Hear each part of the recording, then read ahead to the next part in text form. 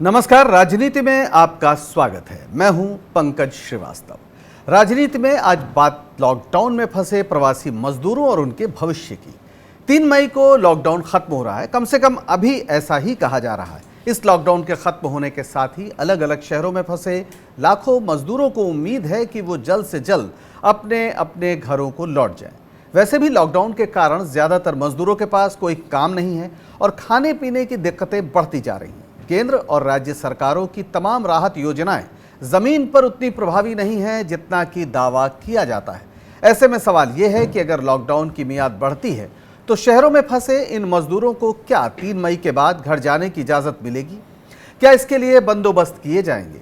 और बड़ा सवाल यह है कि इनके बिना शहरों की बची खुची आर्थिक गतिविधियों का क्या होगा और क्या गांवों में उनकी जीविका का कोई प्रबंध होगा जहां वे बहुत उम्मीदों से जाना चाहते हैं।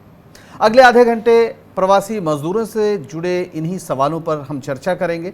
चर्चा में हमारे साथ शामिल होंगी सीपीआई नेता अमरजीत कौर, दिल्ली बीजेपी के सह मीडिया प्रभारी हरिहर रघुवंशी हमारे साथ जुड़ चुके हैं, नेशनल हॉकर फेडरेशन के सचिव अनिल बख्शी जी जुड़ चुके हैं और स्वराज एक्सप्रेस के कार्यकारी संपादक गुरमीत सिंह सप्पल हमारे साथ स्टूडियो में हैं। तो सबसे पहले शुरुआत करेंगे अनिल बख्शी साहब से, क्योंकि वो जो रेहड़ी पटरी दुकानदार होते हैं और जिनकी कमाई बुरी तरह प्रभावित हुई है इन दिनों, उसके संगठन से जुड़े हैं। अनिल जी, पहली प्रतिक्रिया आपकी लेना चाहेंगे कि आखिर क्या हाल हुआ है इस समय जो भी हॉकर्स हैं दिल्ली में खास तौर पर। सब नमस्कार। मेरा ये कहना था कि जो आज की स्थिति है, जो लॉकडाउन हुआ है, इसमें आज जो मेहनतकश लोग थे, जो रेहड़ी पटरी पे काम करने वाले लोग थे, आज वो लोग एक भिखारियों की लाइन में सरकार ने खड़ा कर दिया है, क्योंकि उनको कोई भी मदद कहीं से भी नहीं मिल रही। जबकि हमारे जो राष्ट्रीय शहरी आजीविका मिशन है, उसके तहत शहरी पथ विक्रेताओं को सहायता प्रदान करने के लिए एक बजट है, लेकिन हमारी सरकारों ने कोई भी उसके ऊपर कोई कदम नहीं उठाया। हमने बार बार सरकार से ये मांग की है कि इनकी मदद की जाए और हम आज भी ये कहना चाहते हैं कि जो आज की परिस्थिति है वो बहुत भयंकर है और आने वाली स्थिति और बहुत भयंकर आएगी। कि झूठ पड़ने पे हमारा ये कहना है कि जो सरकार आज जीडीपी का 10% बजट का जीडीपी का 10% हिस्सा जो है वो हॉकरों के ऊपर, मजदूरों के ऊपर खर्च करे, जो कि ये अपने जीवन को सुधार सके और इनका जो दिनचर्या है, दैनिक स्थिति है, वो सुधर सके। आज की स्थिति यह है साहब कि जो आदमी, जो सरकार की जिम्मेदारी थी, सरकार आज बिल्कुल पूरा नहीं कर पा रही। ठीक है अनिल जी, दोबारा आएंगे आपके पास दोबारा आएंगे। कम से कम जमीनी स्थिति आपने बताई, खास तौर पर फेरी वालों की, कि बहुत ही बुरी है। गुरमीत जी, आपने गुरुग्राम के आसपास या दिल्ली के कल्याणपुरी जैसे इलाके में जाकर मजदूरों की हालत देखी, पहली नज़र में आपको क्या महसूस हुआ? पहली नज़र में ये है कि उन पर जो वादे सरकार ने किए थे राहत के, कि उनके पास राशन पहुंचेगा या उनको पका हुआ खाना मिलेगा, ये बहुत ही कम लोगों तक पहुंच रहा है। ज़्यादातर जो मज़दूर हैं वो प्रवासी हैं, यानी कि बाहर से आए हैं, बिहार, झारखंड, उत्तर प्रदेश, उसके बाद छत्तीसगढ़, बंगाल, उड़ीसा के हैं। उनके पास में राशन कार्ड नहीं है। राशन कार्ड नहीं है, आधार कार्ड सबके पास है, तो वो एलिजिबल ही नहीं है राशन प्राप्त करने के।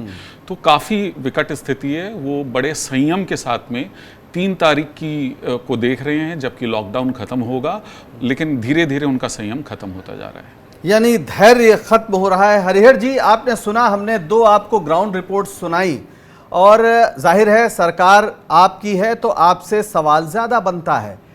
कम से कम लोगों को अनाज तो मिले, क्योंकि कहा जा रहा है कि गोदामों में इतना अनाज है कि गोदाम में जो कोठार है उनका पेट फट रहा है, लेकिन जो मजदूर है उसका पेट और उसकी पीठ के बीच की जो दूरी है वो घट रही है। आखिर ऐसा क्यों है? देखो पंकज जी, आज तक किसी भी सरकार ने ग्राउंड पे या गांव को लेकर के उतना काम नहीं किया जितना मोदी सरकार ने किया। पहली बार इस देश के इतिहास में है जो एक प्रधानमंत्री ग्राम पंचायतों से सीधे बात कर रहा है। क्यों? क्योंकि भारत की अर्थव्यवस्था गाँव से जुड़ी हुई है। अगर गाँव की अर्थव्यवस्था मजबूत रहेगी तो हमारा देश भी आर्थिक रूप से मजबूत रहेगा। हरिहर जी, मैं आपको टोकना नहीं चाहता हूं, हरिहर जी मैं आपको टोकना नहीं चाहता हूं, लेकिन आज जो बात हम कर रहे हैं, फिलहाल जो शहर में प्रवासी मजदूर फंसे हैं, जिनके पास काम नहीं है और उनको सरकार राशन भोजन मुहैया नहीं करा पा रही, ये एक सवाल है। और उनका भविष्य क्या होने वाला है लॉकडाउन के बाद। हम गांव वाली बात, बहुत महत्वपूर्ण घोषणा आज हुई है, उस पर फिर हम चर्चा करेंगे। गांव जो शहरों में लोग फंसे हुए हैं उनके लिए भी केंद्र सरकार ने सभी राज्य सरकारों से एक डेटा मांगा है कि लॉकडाउन की सीमा खत्म होने के बाद भी उनको जो रोजगार किसी के पास है, किसी के पास नहीं है, और कौन किस किस सेगमेंट में काम करता, कोई बढ़ई है तो कोई इलेक्ट्रीशियन है तो कोई सिक्योरिटी में है, कोई किस में है, वो पूरा एक डाटा मांगा है सरकार ने कि उनके लिए हम क्या कर सकते हैं, किसके पास रोजगार है, किसके पास रोजगार नहीं होता है, उनकी भी व्यवस्था सरकार करने के लिए चिंतित है। और जहां तक अभी सप्पल जी ने बताया कि लोगों को खाना नहीं मिल रहा, खाने की स्थिति ये है कि राजनीतिक पार्टियां भी, सरकार भी, एनजीओ भी और व्यक्तिगत तौर पे हम सब लोग भी लोगों को अधिक से अधिक खाना देने की कोशिश कर रहे हैं जिससे कोई भी पेट भूखा न रह सके। सरकार की भी चिंता है, लोगों की भी चिंता है। ठीक, यानी आपके हिसाब से दौड़ भाग में कोई कमी नहीं है और दौड़ भाग होती दिख रही है, पर जमीन पर लोग भूखे हैं। और आपने एक बड़ी दिलचस्प बात कही कि जनता आटा मांग रही है और सरकार फिलहाल डाटा की बात कर रही है। अमरजीत जी, आपने सुना अब तक की सारी बात, आपके पास क्या रिपोर्ट है? और सबसे बड़ी बात, जब आर्थिक गतिविधियां शहर में नहीं बचेंगी, लॉकडाउन खत्म हो जाएगा, गांव की ओर लोग जाना चाहेंगे मजदूर, तो आखिर यहाँ की गतिविधि कैसे चलेगी? और फिर क्या गांवों में कुछ बचा है जहां पर इनके लिए व्यवस्था हो सके? शहर और गांव दोनों के लिए बहुत मुश्किल आने वाली है। उसकी वजह यह है कि अभी 24% अनएम्प्लॉयमेंट रेट जो अभी तक जी अमरजीत जी बोलिए आप। बंदी हुई है, इंगित करके इंडस्ट्रियल एरियाज को इंगित कर इंडस्ट्री को इंगित करके और छोटे सेक्टर को और कोऑपरेटिव सेक्टर को, गृह उद्योग को, पीस रेट मेकर्स को, इन सबको इंगित करके ये आंकड़े दिए गए हैं। तो स्थिति तो काफी खराब होने वाली है। दूसरी बात मैं ये कहना चाहती हूँ कि ये बात करना कि गांव की और पंचायत की, ये सारे लोग भी तो गांव से जुड़े हैं ना, जो अपने गांव जाना चाहते हैं, आज हताश हैं, शहरों की सड़कों पे है या कहीं कहीं उनको रखा गया है, खाना नसीब नहीं हो रहा है। तीसरी बात मैं ये कहना चाहती हूँ, ये एक सत्य है, खुद खाद्यान्न मंत्री ने कहा था कि हम खाद्य सुरक्षा के तहत 80 करोड़ लोगों को हम खाना खिलाएंगे। उसका मतलब है लगभग 12 करोड़ राशन कार्ड धारक हैं या 12 साढ़े 12 करोड़, जिसके तहत 80 करोड़ बनता है। सरकार ये भी जानती है कि 10 करोड़ के करीब ऐसे हैं लोग जिनकी एप्लीकेशन पड़ी हुई है, उनको बीपीएल एपीएल नहीं मिला। तो ये तो 2011 के आंकड़ों पे आधारित है, तो आज स्थिति और भी भयंकर है। तो ये बीपीएल एपीएल वालों को भी राशन नहीं मिला, जिनके पास बीपीएल एपीएल नहीं उनको भी नहीं मिला। और ये जो शहरों के अंदर लोग हैं, ये ज्यादातर वो हैं जिनको एपीएल बीपीएल का एक्सेस नहीं है। इनको तुरंत खाने की आवश्यकता, पानी की आवश्यकता और कैश की आवश्यकता इनको और गांव वालों को, जो इनके पहुंच चुके, जो नहीं पहुंचे, आधा परिवार यहाँ आधा वहां, या जिनका पूरा परिवार वहां और वो अकेले काम के लिए लौटे थे। तो स्थिति काफी आने वाले दिनों में और भी मतलब अगर भविष्य की बात करें तो फिलहाल की जो स्थितियां हैं, नहीं हो पाएगा, आकलन है, उसको देखते हुए लग रहा है कि स्थिति काफी गंभीर होने वाली है। और अनिल जी कुछ जोड़ना चाहते हैं, अनिल बख्शी जी, वो कुछ आप कहना चाह रहे हैं जी, बोलिए। सर ऐसा है कि जो जमीनी सच्चाई ये है कि मेरे घर के 20 कदम की दूरी पे भारतीय जनता पार्टी के निगम पार्षद का ऑफिस है। वहां पे जो हमारे मोहल्ले के अंदर जो गरीब आदमी है, जिसको जरूरत है, उस तक कोई सामान नहीं पहुंच रहा। और जो अपने अपने लोग हैं इनके, उनको रात को मोटरसाइकिलों में भर भर के उनके जो इनके कार्यकर्ता हैं उनके घरों तक सामान जा रहा है। लेकिन मेरा ये कहना है, मैं खुले तौर पे ये कहना चाहता हूँ और आपके माध्यम से बात पहुंचाना चाहता हूँ, जिसको जरूरत है आज की डेट में, गरीब आदमी को, मजदूर को, उसको कोई भी ना राशन मिल रहा है, ना कोई आर्थिक मदद मिल रही है। और जो इनके अपने बीजेपी के लोग हैं, मैं दावे के साथ कह सकता हूं, मैं मुंह देखी बात सुनी सुनाई बात नहीं कर रहा, ये जितना भी खाना बट रहा है, ये जितने नेता हैं ये अपने अपने लोगों को दे रहे हैं, जिसको जरूरत नहीं है। मैं आपको, आप ये बीजेपी के हमारे भाई बैठे हैं, आप इनको भेजिए, मैं इनके सामने दिखाता हूं कि जो लोग गंभीर आरोप है आपका अनिल जी।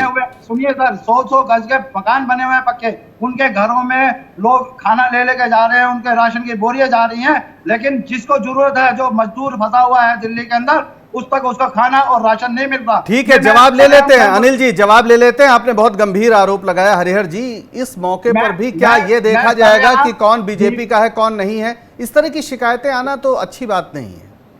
पंकज जी, सिर्फ दिल्ली की बात करूं, दिल्ली के सिस्टम में मैं खुद जुड़ा हुआ हूं। 38 लाख से ज्यादा लोगों को हम लोग खुद राशन बांट चुके हैं। उसमें कोई ये नहीं देखता जब राशन बढ़ता है कि कौन किस पार्टी से जुड़ा है, कौन किस मजहब से जुड़ा है। ये बात जो ये कह रहे हैं, मैं कोई पर्टिकुलर कोई बात होगी उसकी बात मैं नहीं करता। सिर्फ बीजेपी 38 लाख से ज्यादा लोगों को राशन दे चुकी है, बाकी और संगठन भी दे रहे हैं, सरकार भी दे रही है, ऐसा नहीं है। लेकिन इसके साथ दिक्कतें तो है ही हैं, लॉकडाउन है, दिक्कतें हैं, नो डाउट। कहीं कोई दिक्कत में है तो हमारा नंबर है, और उन्हीं दिक्कतों को दूर करने के लिए सरकार होती है और सरकार की ओर लोग देखते हैं। गुरमीत जी, देखते हैं ये जो सामने कह रहे हैं और जो आपने देखा है, उसमें क्या मिसमैच है?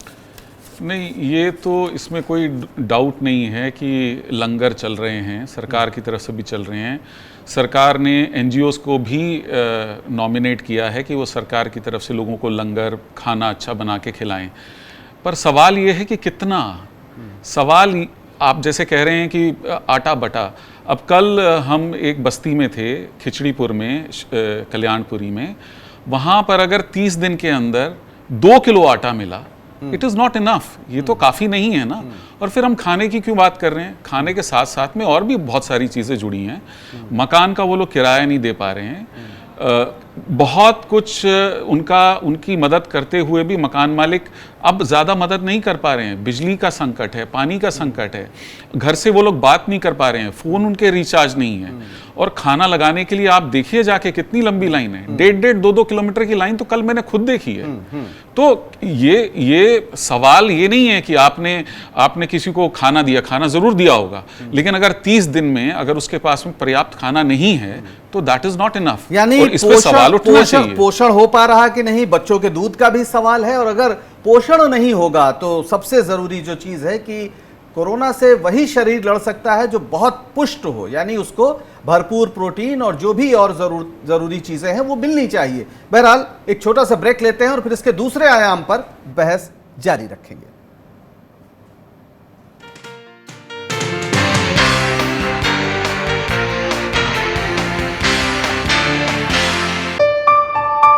चलो इतिहास के कुछ पन्ने पलटते हैं, चलो उस दौर में कुछ दूर चलते हैं। हो बात ग्वालियर की या हो कहानी मुमताज की, बेगम नवाब की झलकियां या हो बात काले ताज की, हर तरफ पसरा यहाँ इतिहास है। यूं ही नहीं कहते सभी, मध्य प्रदेश तो कुछ खास है। वक्त के निशान।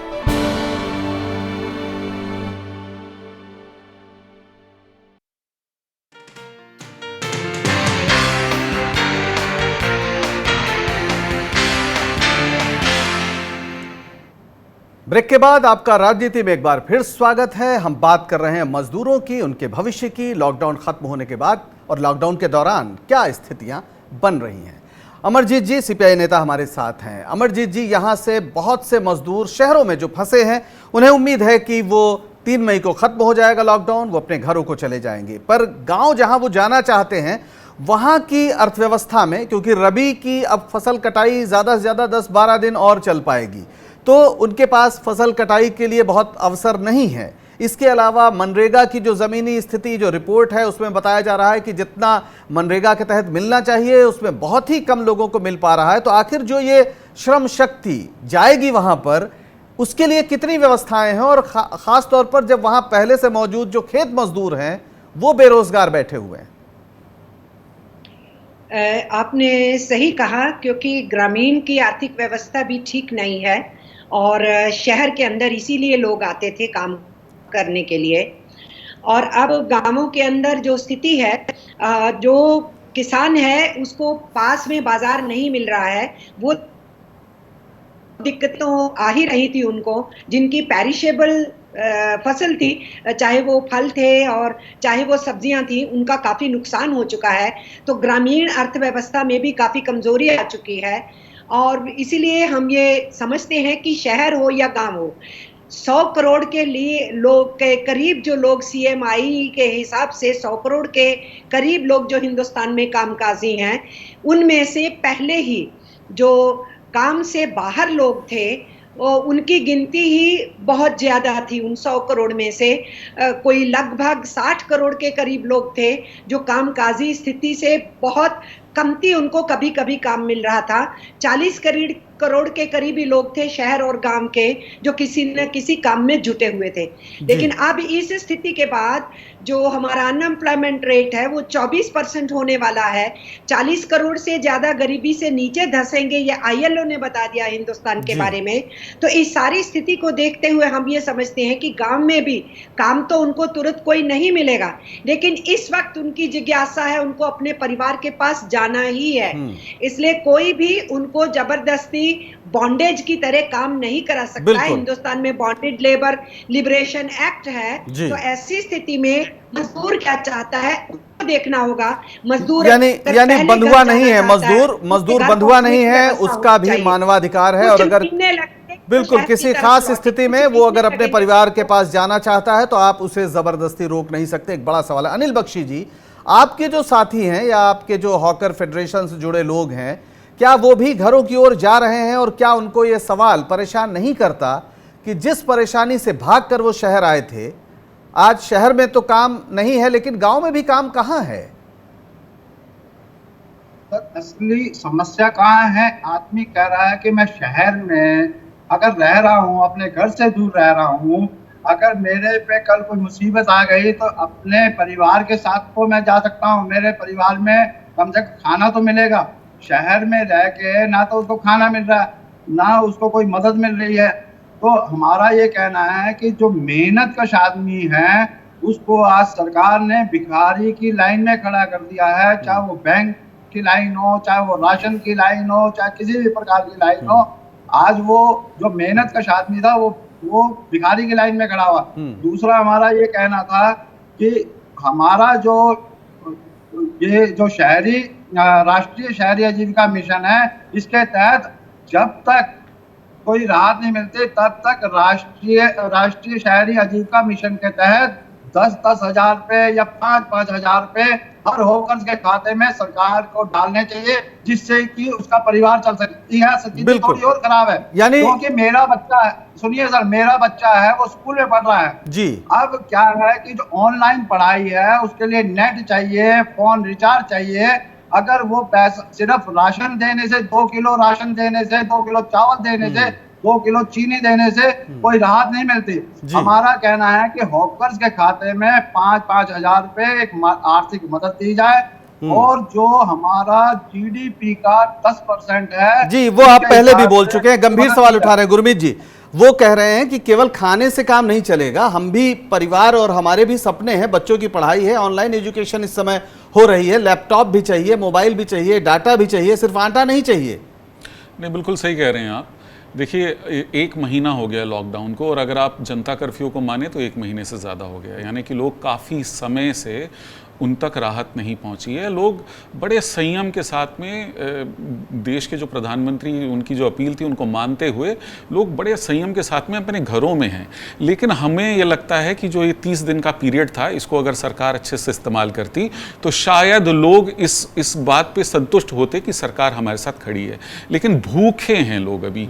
इनफैक्ट जो CMI के डेटा की बात कर रहे हैं उसमें ये बात तो है कि जो अनएम्प्लॉयमेंट रेट है वो 25% से ऊपर, शायद 27% परसेंटेज। उसमें एक जो सबसे खतरनाक बात हुई है, जो विलिंगनेस टू वर्क, यानी जो काम करने की नीयत है, इस इच्छा शक्ति जो इसमें इतने बुरे दौर में वो बहुत लो है इस समय।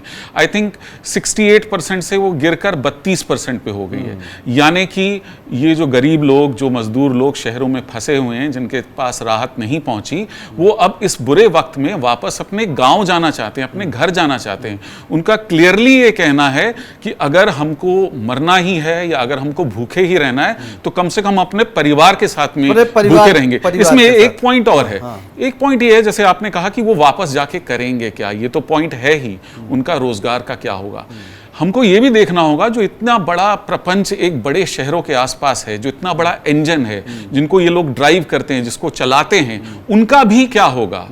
बिल्कुल, एक बड़ा सवाल है। लोग जो घरों में काम करते हैं, जो ड्राइवर हैं, माली हैं, तरह तरह के काम में लगे हुए हैं, वो सब इस समय अचानक अदृश्य हो गए हैं। इन शहरों में अब उनकी कोई जैसे कि जरूरत ही नहीं रही, और अगर वो नहीं रहेंगे तो ये शहर फिर से वैसे चमक नहीं पाएंगे। हरिहर जी, आपने सुना ये समस्या के बहुत से आयाम हैं, लेकिन बड़ा सवाल यह है कि आपकी सरकार या सरकारें वो आकर्षण नहीं पैदा कर पा रही हैं कि किसी भी कीमत पर वो इस कार्यस्थल को छोड़ के ना जाएं शहरों को, क्योंकि कल अगर स्थिति थोड़ी ठीक हुई तो यहां तो मजदूर ही नहीं रहेंगे, और जहां गांव जा रहे हैं वहां मजदूरी का कोई इंतजाम नहीं है। एक अजीब सा दुष्चक्र है जिससे निकालने का कोई रास्ता दिख नहीं रहा। पंकज जी, ये सही है, पूरी दुनिया आज जंग लड़ रही है, हिंदुस्तान भी एक जंग लड़ रहा है, कोरोना से जंग लड़ रहा है, और हिंदुस्तान बहुत बेहतर स्थिति में है। और जंग की स्थिति में हमेशा हर आदमी पहले अपने घर जाता है, एक मनोवैज्ञानिक उसके ऊपर एक प्रेशर सा होता है कि मैं अपने परिवार से मिलूं। इसीलिए चाहे यहाँ कितनी भी सहूलियतें आप ला दो, एक बार परिवार से हर मजदूर या जो भी बाहर है वो मिलना चाहेगा, मिलेगा और फिर अपने कामकाज पे वो लौटेगा। क्योंकि ये सही है कि पूरे गांव में, सभी गांवों में आज उतना कामकाज नहीं है जितने की जरूरत है। अगर उतना सबको कामकाज मिल जाए तो कोई कहीं नहीं जाएगा। लेकिन इसके साथ साथ सरकार गांव को भी मजबूत कर रही है, ग्रामीण अर्थव्यवस्था को भी मजबूत कर रही है। उसी की दिशा में आज कई कदम सरकार ने उठाए हैं। जी, यानी कि हमने एक जो ऐप भी आज जारी किया गया है। बिल्कुल, आज ग्रामीण स्वराज ऐप भी बिल्कुल, अब उसमें सारी जानकारी होगी, लेकिन हमारे पास ये सारी जानकारी हो जाए कि इस गांव में इतने लोगों के पास काम नहीं है, इस जानकारी से काम मिलता तो नहीं। अमरजीत जी, गांव लोग जाएंगे और गांव में जैसा पहले भी बात हुई कि खेतिहर मजदूर पहले ही बेकार बैठे हुए हैं, रबी की कटाई अब लगभग खत्म होने को आई है, और ये लोग जब पहुंचेंगे तो गांव की पूरी व्यवस्था बदलेगी। आपको क्या जानकारी है खासतौर पर मनरेगा जैसी चीजों के लिए, क्योंकि कहा जा रहा है कि मनरेगा में भी जितना काम मिलना चाहिए था वो बिल्कुल नहीं मिला है। नहीं मिल रहा है, क्योंकि मनरेगा के बजट को रिलेटिवली कम किया गया है। गिनती के हिसाब से बराबर दिखा सकते हैं, लेकिन इन्फ्लेशन को देखते हुए लगातार बजट कम किया गया। मनरेगा के कानून की एक खूबी ये थी कि डिमांड पे काम मिलेगा, लेकिन इस सरकार ने डिमांड के काम को छोड़ करके उस पे सीमा लगा दी थी कि केवल इतना होगा और इतने जिलों में होगा। उसकी वजह से मनरेगा का पहले ही काफी नुकसान हो चुका था। अगर मनरेगा में उसको सही तरीके से फ्यूचर को ध्यान में रखते हुए उसकी लगातार बढ़ोतरी रहती और उसमें काम की किस्मों को जोड़ा जाता, जिसके साथ रूरल इकोनॉमी में सिर्फ खड्डा खोदने में और सड़क बनाने में और बहुत से काम थे, एग्री बिजनेस प्लस कुछ और चीजों को मिला के जो उनसे काम लिए जा सकते थे, वो किया होता तो आज मनरेगा एक मजबूत तरीके के तौर पे हमारी मदद में आ सकता था। पर मनरेगा में डिमांड के हिसाब से सप्लाई नहीं है, और उस वजह से बजट्स बहुत कम है सेंटर का, और वो स्टेट्स को जाना होता है तो जरूरत के हिसाब से जितना चाहिए। अब राजस्थान के एक गांव से पता लगा कि 10 गुना डिमांड आ गई है, लेकिन 10 गुना उस डिस्ट्रिक्ट के लिए अलॉटेड नहीं है, तो क्या होगा। इसलिए मनरेगा के को अगर हमें सही मायने में एक स्ट्रेटजी के रूप में यूज करना है तो उसमें पैसा भी पंप इन करनी होगी, और जो कानून में ये था ऑन डिमांड मिलेगा वो प्लस उसमें एक्टिविटीज जोड़नी होगी। बिल्कुल, एक्टिविटीज जोड़नी होगी। समय कम है अमरजीत जी हमारे पास। जी, एक बात मैं जरूर कहना चाहूंगी कि लोग काम के लिए लौटना चाहेंगे, ऐसा नहीं कि नहीं लौटना चाहेंगे, अभी पहले वो जाना चाहेंगे। इसलिए ये तो हरिहर जी स्वीकार करना आपको चाहिए। अगर 6 दिन का टाइम दिया होता तो आज जो हम ये डिस्ट्रेस की हालत सड़कों पे देख रहे हैं, आप जो तस्वीरें दिखा रहे हो लगातार स्क्रीन के ऊपर, ये दिल को रुलाती हैं। और जो जो घटनाएं हुई हैं ये दिल को रुलाती हैं। अगर 6 दिन का टाइम 19 से लेके 25 को लॉकडाउन किया, वो 6 दिन दिए होते तो आज ये तकलीफ मजदूरों को नहीं होती। बिल्कुल, आपकी बात आ गई अमरजीत जी। अगर वो समय दिया गया होता तो शायद ये नौबत नहीं आती। गुरमीत जी, एक तो ये सवाल है और दूसरा ये संक्षिप्त टिप्पणी कि क्या इनके चले जाने से शहर की जो चमक है वो खत्म नहीं हो जाएगी? नहीं, शहर की चमक खत्म हो जाएगी। और सरकार ने जो भी आज घोषणाएं की हैं वो बहुत फ्यूचरिस्टिक है। अंग्रेजी में बोलते हैं जिसको शाम को अपने बच्चे की भूख मिटानी हो वो 30 साल के बाद दुनिया में क्या होगा 10 साल के बाद उसकी परवाह नहीं करता। हम ये सब हमारे ही लोग हैं, सब वेरीफाइड हैं, सबके पास आधार कार्ड है।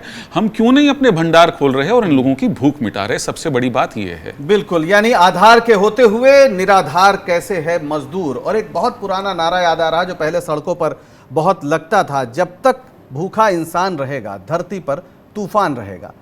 जो कोरोना है वो 14 दिन का समय देता है, भूख शायद 4 दिन भी बर्दाश्त करना मुश्किल है। राजनीति में आज बस इतना ही। आप सब ने इसमें भाग लिया, आप सबका बहुत बहुत शुक्रिया। बने रहिए स्वराज एक्सप्रेस के साथ और मुझे दीजिए इजाजत। नमस्कार।